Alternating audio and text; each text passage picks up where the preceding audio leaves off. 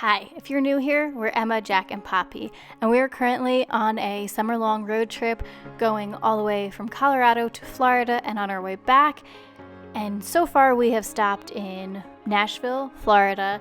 We made a quick stopover in Norway to do an epic cruise, and now we are back and we have done Savannah, and this week we are in Charleston. Let's explore the city, try some fantastic food and drinks, and explore some of the surrounding areas of Charleston. Let's get out and let's live a little.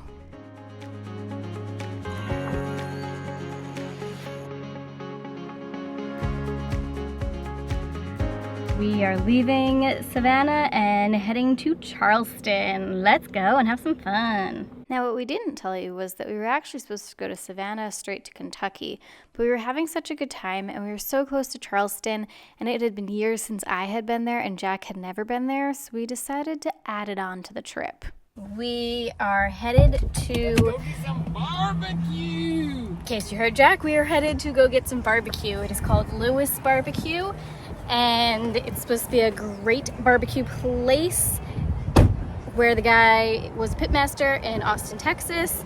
And yeah, let's go have some barbecue. John Lewis is the founder and the pitmaster. He never cuts corners and is dedicated to his craft, whether it's welding his own custom designed smokers or waking up at 4 a.m. to tend to the fire. He takes his meat very seriously. John Lewis grew up in El Paso, Texas. He moved to Austin at the age of 18, where he started his culinary career. And then March of 2018, he moved to South Carolina and introduced them to Texas barbecue. He has been hailed the best in the country by Southern Living, Condé Nast Traveler, Garden and Gun for his brisket and his laid-back vibes. All of this barbecue was amazing. We got like a big sample of a bunch of different things. We got the brisket, the sausages, the mac and cheese, those French fries. I don't know how they made them, but they may have been the best French fries I've ever had in my life, and I love a good fry. And usually I like a thinner cut one, but those, whew, that mac and cheese was a humongous hit. And then I believe that was like a corn pudding kind of thing.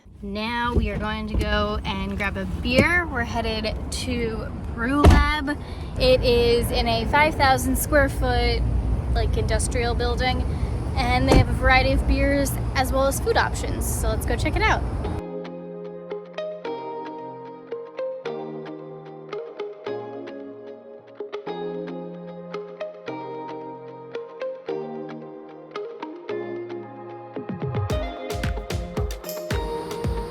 Boom. So we just had dinner and we went to a brewery. Dinner we did barbecue. It's good barbecue. I mean, you're the Texan, you're more into the barbecue kind of stuff. They did a good brisket. Their sausages were really good, and their mac and cheese. Oh, their mac and cheese was amazing. And if you do go, get their French fries. That sounds so weird, but like their French fries were amazing. They're like a mix of a curly fry and a potato wedge. It's the best way to describe it. And like mashed potatoes. And like mashed potatoes. All like fried into this little puffy blanket. Definitely would recommend it. It's a great one for like a quick meal. Doesn't take too long. Just good. Then we went to the brewery. And what did you think of the brewery? It was okay. It was not my favorite brewery. It wasn't bad, but it was fine. They had cool aesthetics. The logo's really cool. They had Great Divide from Colorado as like one of their guest taps, which is kind of funny. They also had cocktails and wine as well if you're not into beer. So it might be a good one if like one of you likes beer but one of you doesn't. And we met a couple of guys that were sitting at the bar, and they gave us some more options for while we're in Charleston. So we may check some of those out if we can get in. Yeah. But yeah, I mean, if it's a good stop if you're close by. Like, I wouldn't go out of the way for that brewery. Yeah, if you're eating over there, it's a good stop off. Yep. Okay, we are headed to High Cotton for brunch this morning. Let's go check it out. It's supposed to be a really good one with some great pastries. Let's go.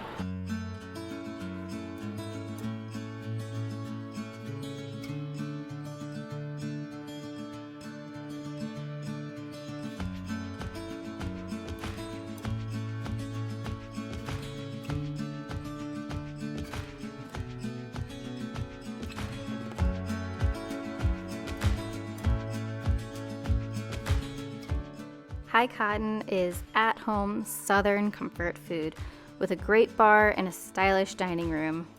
Can't go wrong.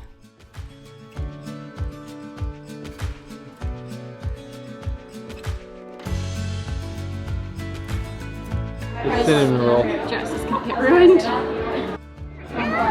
It's huge. It looks so good though. Hey Poppy, how's the cinnamon roll? Is it thumbs up? It's so good. It's so good, right?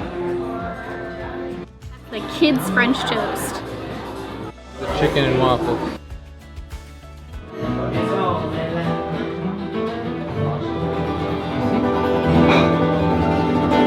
Can you clap? Say good job. Hey, thank you.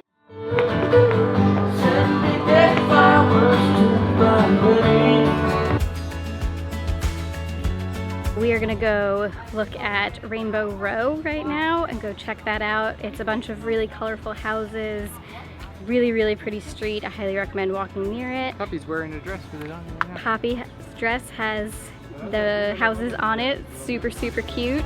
So Rainbow Row, let's talk some history, some fun facts, all the fun stuff. Rainbow Row is a series of 13 bright colored houses along the waterfront, and it is one of Charleston's most photographed spots. The houses, though, were not always brightly colored. They were first constructed around 1740, and they were used by merchants who would run their businesses on the ground floor and they would live above on the top floors. After the Civil War, the area became very run down and became known as the slums. This changed, though, in 1931 when Dorothy Porcher Leahy and her husband bought the section of houses. She was the one that decided to paint the houses very pretty shades of pastel pink, hoping to make the area look nicer. As time passed, residents started painting the homes shades of pastel colors. There were different theories as to why they picked some of the colors, and some of them include it was easier for drunken sailors to find their way home. The colors showed off what the merchants were selling, or something as simple as the lighter colors kept them cooler in the hot summer days. Emma's not reading the sign correctly. What? She's blocking the driveway. Can't see the Unlawful. sign. Can't see the sign. Says it right there.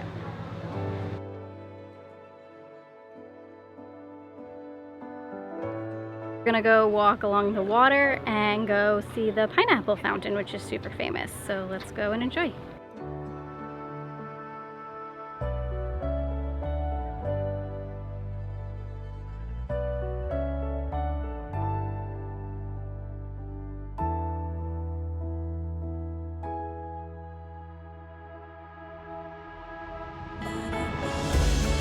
Good. How pretty! You show Dada? Oh, I hold these ones. Ooh, go me!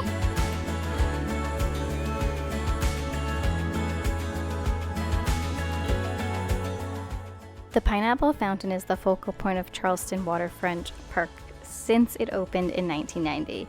The pineapple motif is common in Charleston and represents hospitality. The park is 8 acres and faces the harbor. Children and adults alike will splash in the fountain itself on a hot day.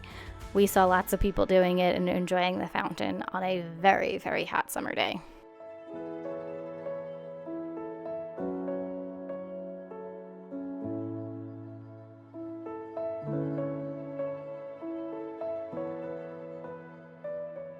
So we are headed to Firefly Distillery. You ready? Yep.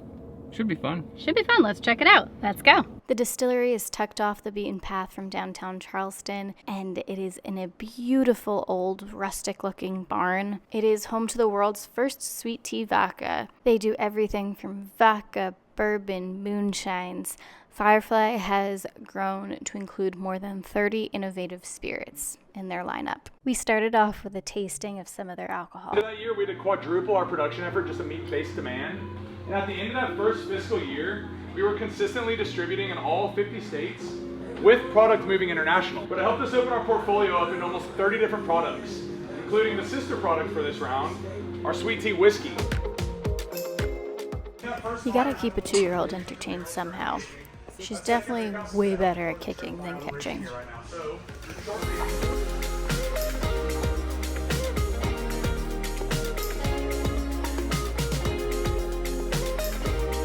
It's good. It burns a little straight, but it's really good. Let's try this one.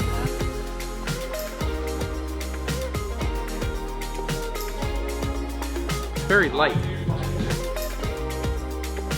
It's not bad. It's a mixing. Stop in the name of love before you break my heart.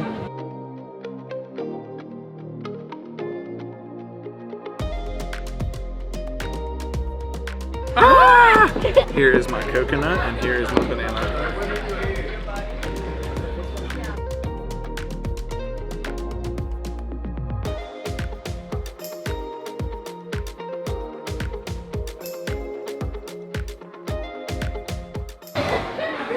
What is going on here?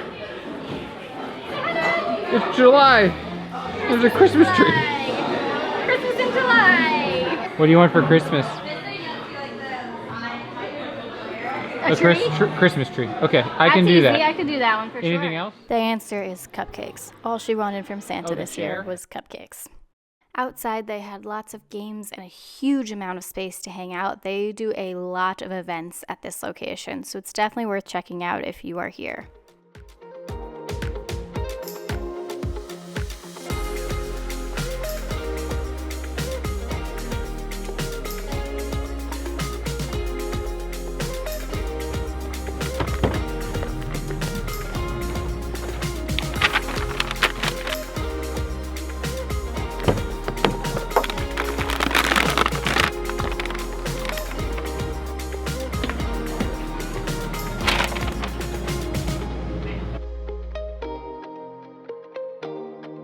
So we just finished up at Firefly Distillery.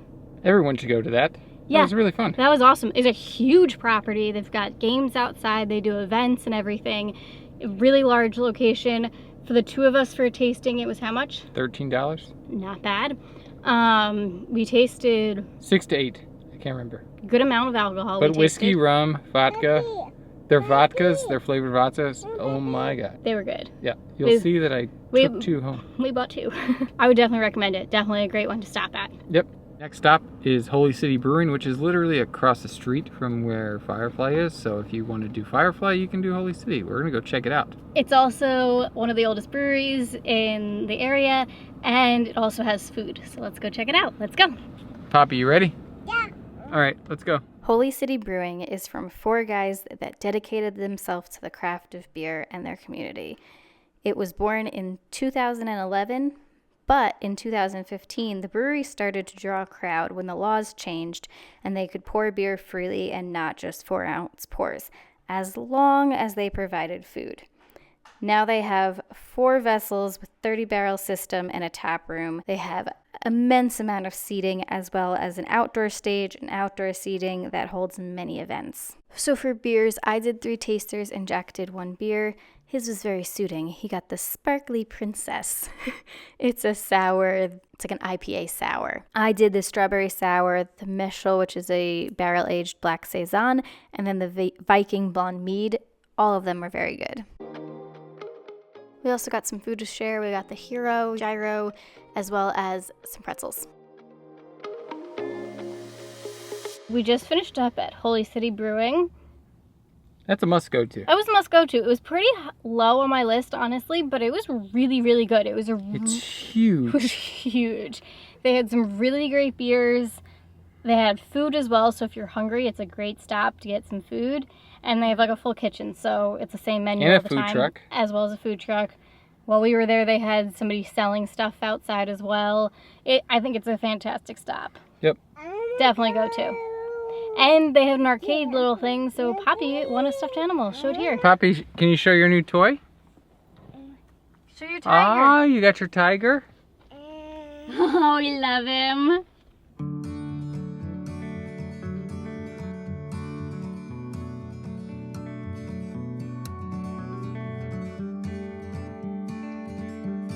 Good morning. It is Sunday and we are headed to Cypress Gardens this morning. If you've ever watched The Notebook or I think it was The Patriot, like in The Notebook when they're in the boat right before it starts to downpour, we're going to a place that it was filmed where it's the water with the trees, and so we're gonna go check that out and have some fun today. Ready? Yeah, let's go. Let's go. You You wanna go? crying. Cypress Gardens is a 170-acre park. 80 acres of that is the waters that you will see us take the boat ride in, and the depth of the water ranges from 3 to 8 feet.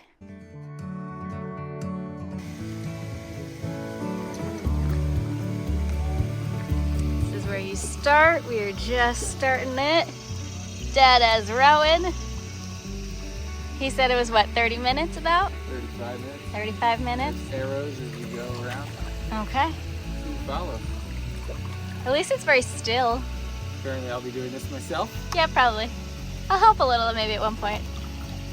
What do you think? Is this so cool? Are you on a boat? Wow. This is pretty. Yeah, it's really pretty. The original owners of this land was in 1725 Alexander Nisbet, his wife, and 3 children. Later, it was purchased and owned for 88 years, and it grew lots and lots of rice. The waters that we are in is what they used for the rice fields.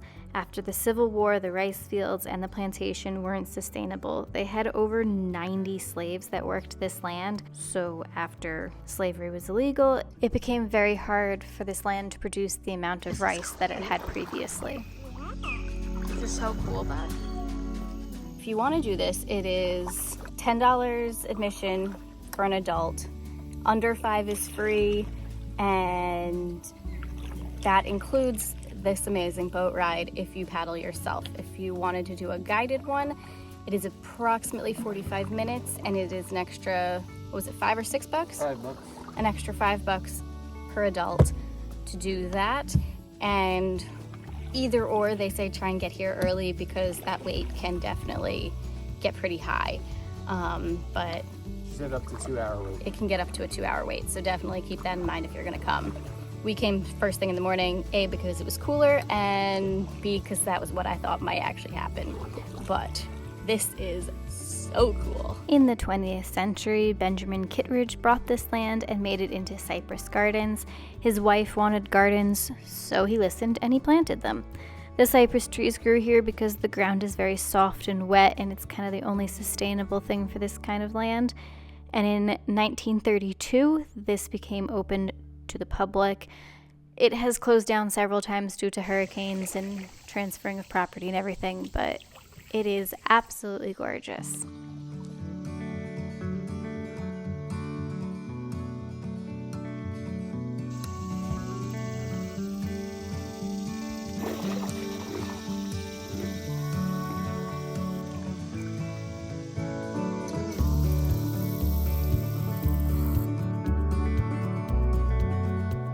Helping me row. Helping?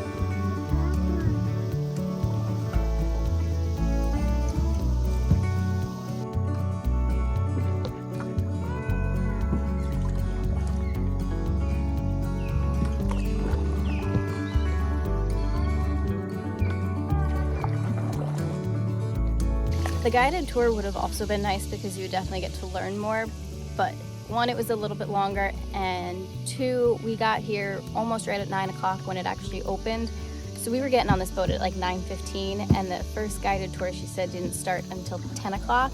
So we didn't really want to wait an extra 45 minutes to get on a guided tour. This has been delightful. Guided tour, obviously, learning more would be great, but this is absolutely beautiful. What do you think? It's fun.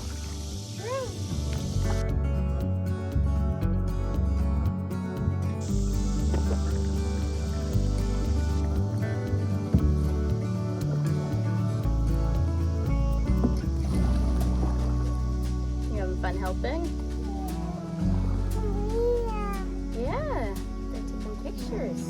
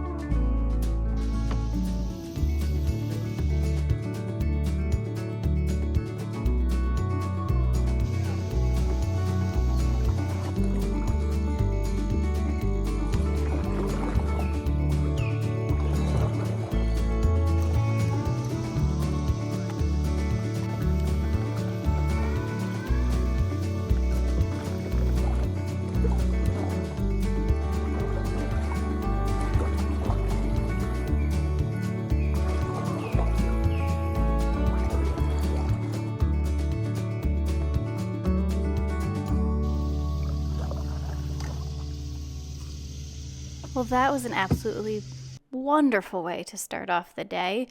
Now let's go and explore some of the rest of the grounds that are here because it's equally as beautiful. And they have a little mini zoo that was perfect for little kids. Poppy loves it. Did the birdie just say hi, Poppy? Say hi.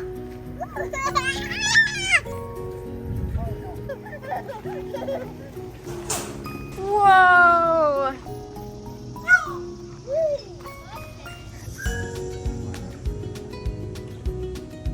Poppy, you want to go to the butterfly garden?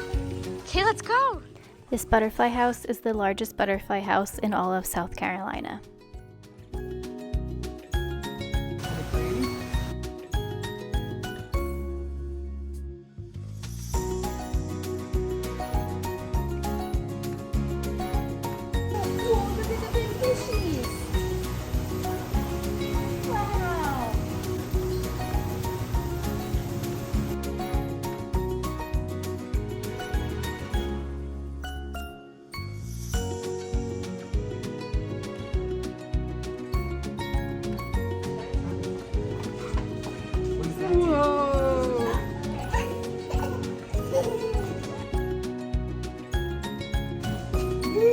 Is that a snake? You see the snakes?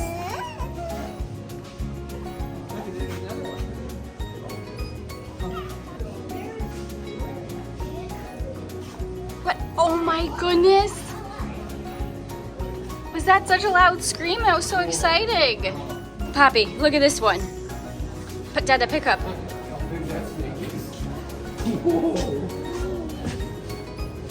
Whoa.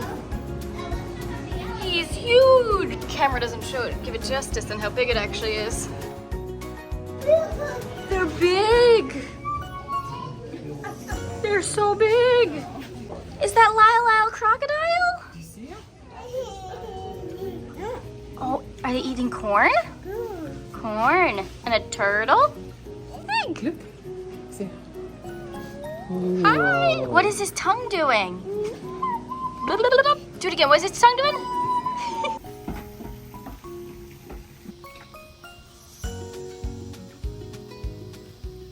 Not necessarily the sign you want to see when you're about to go on a walk.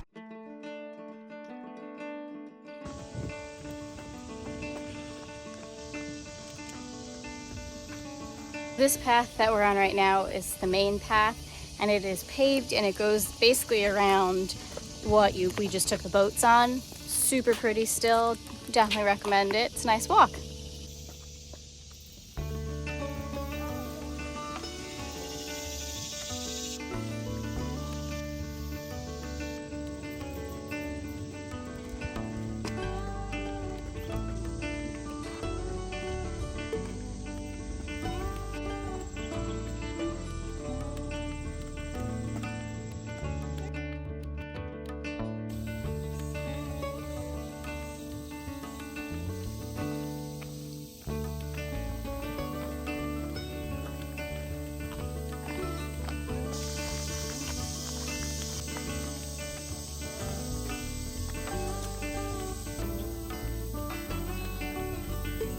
You turn.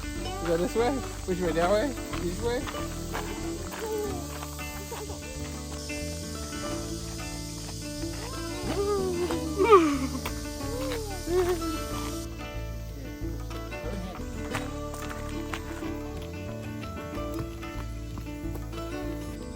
During the walk, you could see all of this different wildlife, including an alligator right there.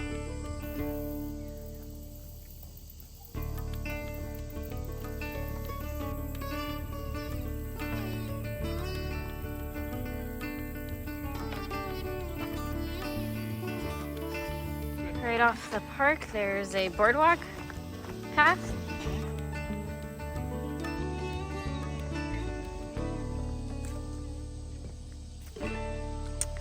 That sign's not very reassuring.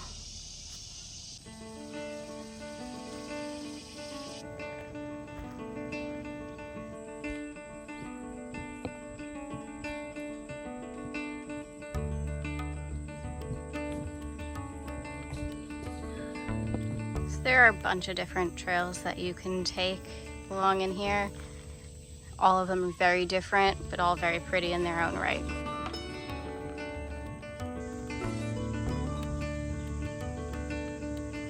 I just did a small bit of this trail by myself. It's super, super pretty. Granted, it does kind of look a little bit more like alligator territory, so I'm heading back. But I was doing this one by myself because it is right next to the park, and Poppy has been really good today, and there was no way we were getting her to not go on this little walk and skip the park. So Jack is with her right now as they play in the park, and I'll go and find them. But this is a really pretty one as well. I would definitely recommend, if you come here, to at least check out some of the trails because they are really cool.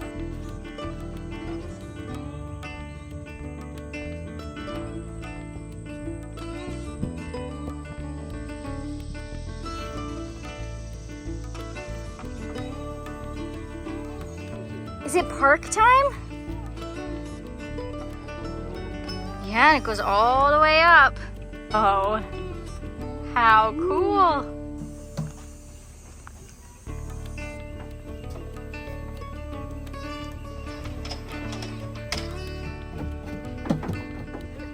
So there's the little kids playground right here, which is perfect for Poppy, who's 2. A little climbing thing, and then there's like a bigger kid slide over here as well. Great for them to get some energy out. We are headed to the angel oak tree right now, the biggest this side of the Mississippi, apparently, and they estimate it to be anywhere from 300 to 500 years old. I'll give you a bunch more history about it once we get in there, but really? I'm excited. Jack is not. I saw it several years ago. We just drove past it. And it is beautiful, so let's go and check it out.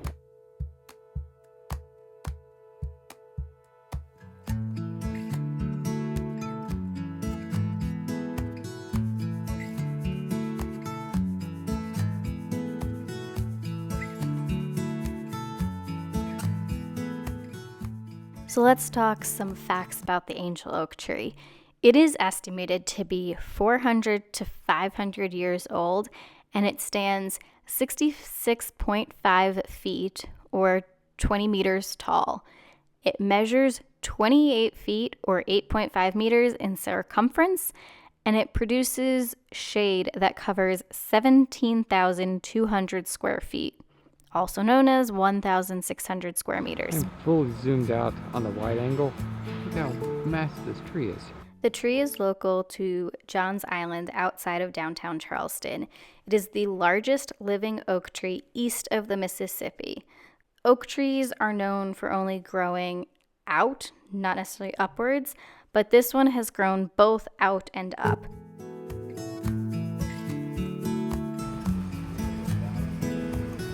Poppy, is this so cool? The tree trunks are so heavy and large that some drop down to the ground and then continue to grow. The tree has survived through earthquakes, hurricanes, and floods. It truly is a very impressive tree. And if you manage to have time, you would need a car, but I would definitely suggest checking it out because it is a pretty spectacular sight to see. This video is not going to do it justice. It's just impossible because it is so big.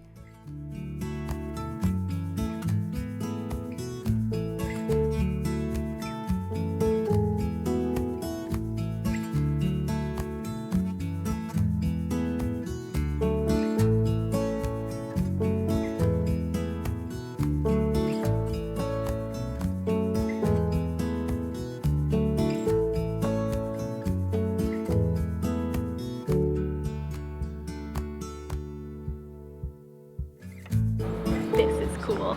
It's beautiful. It's huge. It's so big. There's a baby one right there. Right there.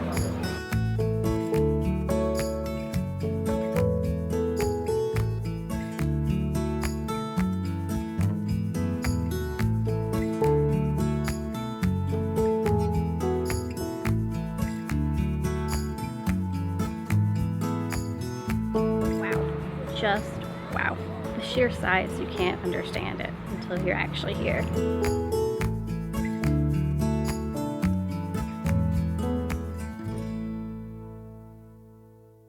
Time for lunch. Let's head over to the Salty Dog Cafe. You good, Poppy?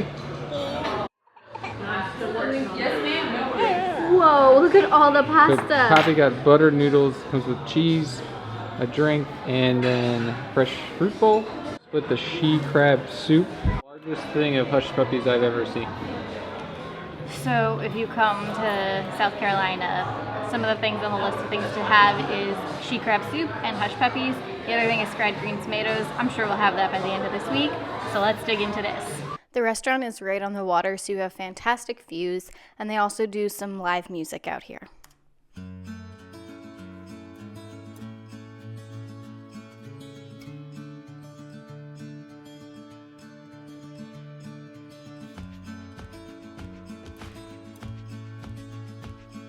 We're trying not to curse around Poppy because she's starting to say words.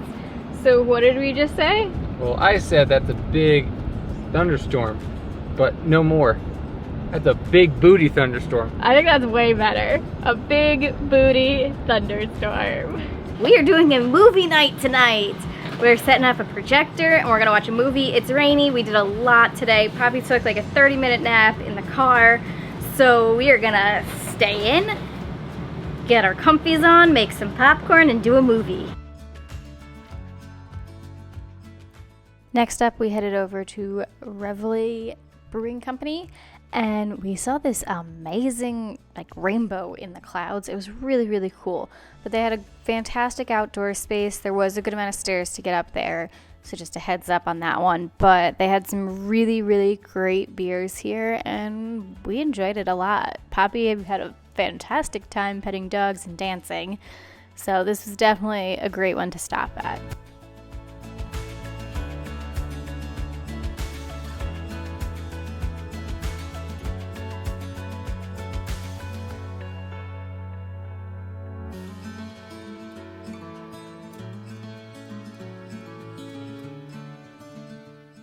After the brewery, it was time to let Poppy get out some energy in the park that was right across the street from this brewery.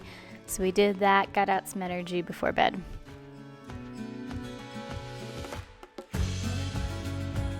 We are heading to dinner and we are going to, it's called Rancho Luis. It's like Mexican food. It's actually owned by the same people that we had the barbecue at the other day. So let's go check it out.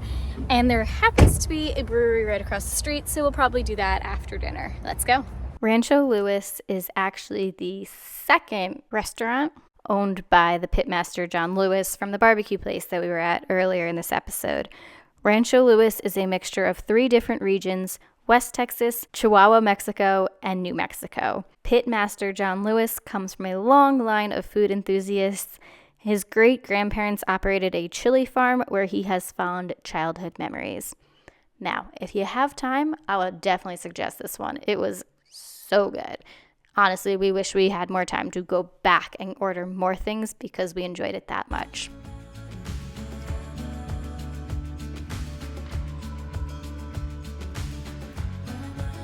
We did guacamole. It looks very yummy. And by the way, these chips are phenomenal. Well, that's my cocktail. So far, so bueno. It was tequila with citrus grapefruit and other citrus flavors. It sounded good. But now Jack's going to show you his for size reference. It's so big. It looks really good. Beef enchiladas. From the kids menu, we got Poppy the chicken fingers and french fries. We also got a side of tortillas as she's digging into it. Is it good? They're homemade tortillas right here.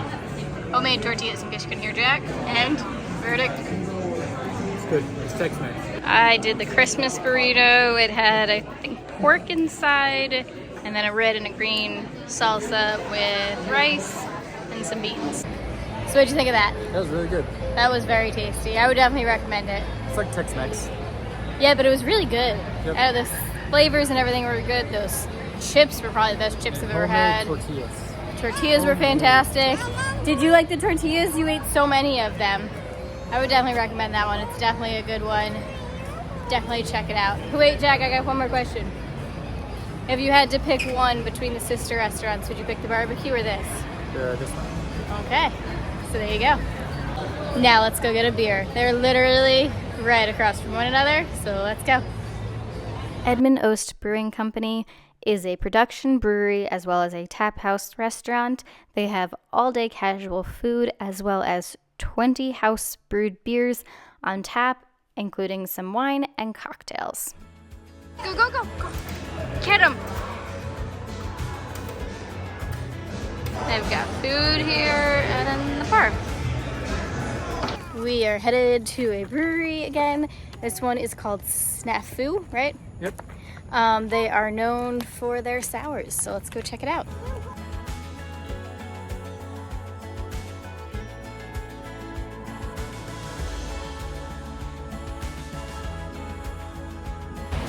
Look at the color of this. It's delicious. Crazy color, but ooh-wee. As we're tasting them, Jack is looking up what is in every single one of them, and none of them actually taste like alcohol.